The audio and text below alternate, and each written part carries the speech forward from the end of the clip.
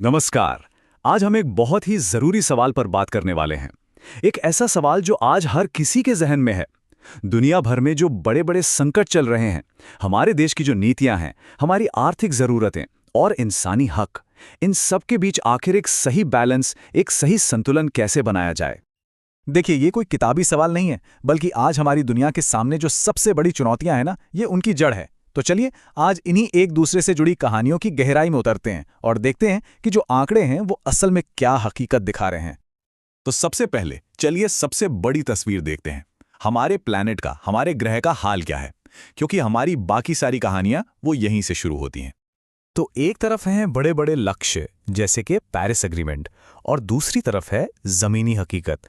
और इन दोनों में एक बहुत बड़ा फासला है। जो लेटेस्ट UNFCCC रिपोर्ट्स है ना, वो एकदम साफ साफ कहती है कि दुनिया के देश जो भी वादे कर रहे हैं वो ग्लोबल टेम्परेचर को 1.5 डिग्री सेल्सियस तक रोकने के लिए कहीं से भी काफ़ी नहीं है। तो सवाल ये है कि ये चुनौती आखिर है कितनी बड़ी। इसको ऐसे समझिए, अपने टारगेट तक पहुंचने के लिए हमें 2035 तक एमिशंस में यानी उत्सर्जन में 60% की कटौती करनी होगी। 60%। लेकिन जो वादे अभी किए गए हैं उनसे सिर्फ 17% की कटौती हो पाएगी। मतलब जमीन आसमान का फर्क है। और ये मत सोचिए कि ये कोई दूर भविष्य का खतरा है। नहीं, वर्ल्ड मेट्रोलॉजिकल ऑर्गेनाइजेशन की रिपोर्ट बताती है कि ग्रीन हाउस गैसें मतलब कार्बन डाइऑक्साइड, मीथेन, ये सब आज इसी पल अपने ऑल टाइम हाई पर हैं, रिकॉर्ड लेवल पर। मतलब खतरे की घंटी अभी बज रही है इसी वक्त। अच्छा, तो इन चेतावनियों के जवाब में दुनिया कर क्या रही है? एक बहुत बड़ा कदम है इंटरनेशनल सोलर अलायंस यानी ISA।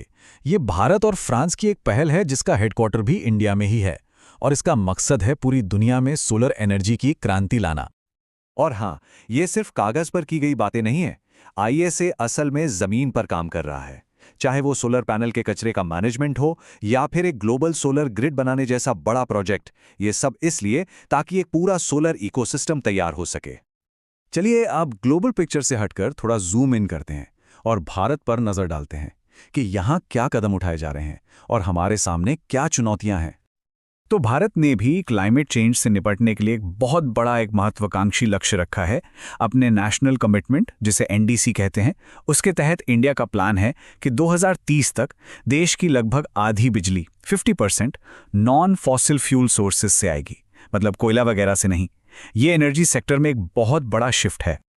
लेकिन जब हम एनर्जी के लिए आसमान की तरफ मतलब सोलर पावर की तरफ देख रहे हैं, तो हमारे पैरों के नीचे जो जमीन है उसका क्या हो रहा है? ये सवाल हमें एनर्जी से एग्रीकल्चर की तरफ ले जाता है। क्योंकि देखिए, एक हेल्दी एनवायरनमेंट का मतलब सिर्फ साफ हवा नहीं होता, इसका मतलब हेल्दी मिट्टी भी है। और जब हम मिट्टी की बात करते हैं तो यहाँ तस्वीर थोड़ी चिंताजनक है। जो सॉयल हेल्थ कार्ड स्कीम का डेटा है ना, वो बताता है कि भारत में जितने भी मिट्टी के सैंपल टेस्ट हुए उनमें से 64% में नाइट्रोजन की कमी है। और नाइट्रोजन तो पौधों की ग्रोथ के लिए सबसे जरूरी चीजों में से एक है। बात यहीं खत्म नहीं होती। लगभग आधे सैंपल्स में सॉइल ऑर्गेनिक कार्बन जिसे SOC कहते हैं उसकी भी कमी है। अब ये SOC क्या है? ये समझिए कि ये मिट्टी की जान है, उसकी उपजाऊ शक्ति की नींव। इसके बिना मिट्टी अपनी जान खो देती है। और ये प्रॉब्लम सिर्फ मेन न्यूट्रिएंट्स तक ही नहीं है। आधे से ज़्यादा सैंपल्स में बोरॉन जैसे छोटे लेकिन बहुत ज़रूरी माइक्रो न्यूट्रिएंट्स की भी कमी पाई गई है।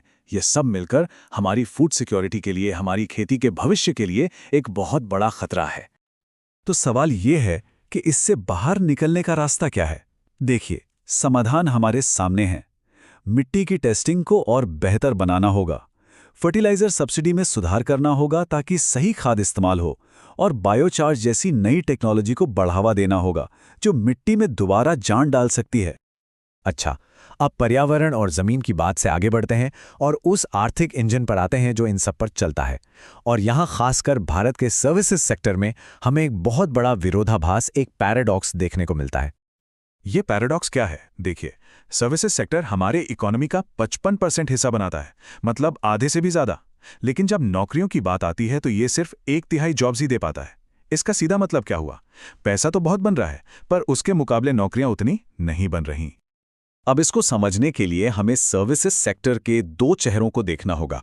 एक तरफ है हाई वैल्यू सर्विसेज जैसे IT, फाइनेंस, ये बहुत प्रोडक्टिव हैं, बहुत पैसा बनाती हैं, लेकिन इनमें नौकरियां कम होती हैं। और दूसरी तरफ हैं ट्रेडिशनल सर्विसेज, जैसे व्यापार, ट्रांसपोर्ट, दुकानें। ये सबसे ज़्यादा लोगों को काम देती हैं, लेकिन यहाँ ज़्यादातर नौकरियां इनफॉर्मल होती हैं और सैलरी भी कम होती है। और इस पूरे विरोधाभास की एक बहुत बड़ी मानवीय कीमत है। सर्विसेज सेक्टर में काम करने वाले 87% वर्कर्स के पास किसी भी तरह की सोशल सिक्योरिटी नहीं है। कोई पीएफ नहीं, कोई हेल्थ इंश्योरेंस नहीं। सोचिए, इस सेक्टर में काम करने वाले करोड़ों लोगों का भविष्य हमेशा एक अनिश्चितता में रहता है। चलिए अब अपनी बातचीत को एक और लेवल नीचे ले जाते हैं, नेशनल पॉलिसीज से सीधा लोकल कम्युनिटीज पर, कि उन पर इसका क्या असर पड़ता है। और ये कहानी है कंजर्वेशन यानी संरक्षण के प्रयासों और उन लोगों के अधिकारों के बीच के टकराव की जो सदियों से जंगलों में रहते आए हैं। तो हम बाघ को कैसे बचाएं बिना उन लोगों के हक छीने जो उसका घर, उसका जंगल उसके साथ शेयर करते हैं? ये एक बहुत ही मुश्किल और उलझा हुआ सवाल है जो हमें सोचने पर मजबूर करता है कि आखिर तरक्की और संरक्षण का असली मतलब क्या है और इसकी कीमत कौन चुका रहा है। इस पूरे टकराव के बीच में एक कानून है, फॉरेस्ट राइट्स एक्ट या FRA।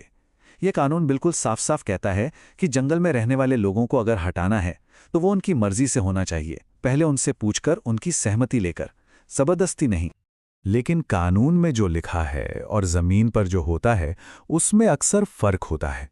जो पुराने तरीके के कंजर्वेशन मॉडल हैं वो वहां रहने वाले लोगों को पार्टनर नहीं बल्कि एक खतरा मानते हैं।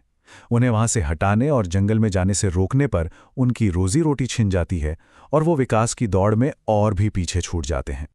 और आखिर में यही एक सवाल है जो आज हमने जिन भी मुद्दों पर बात की उन सबको एक साथ जोड़ देता है।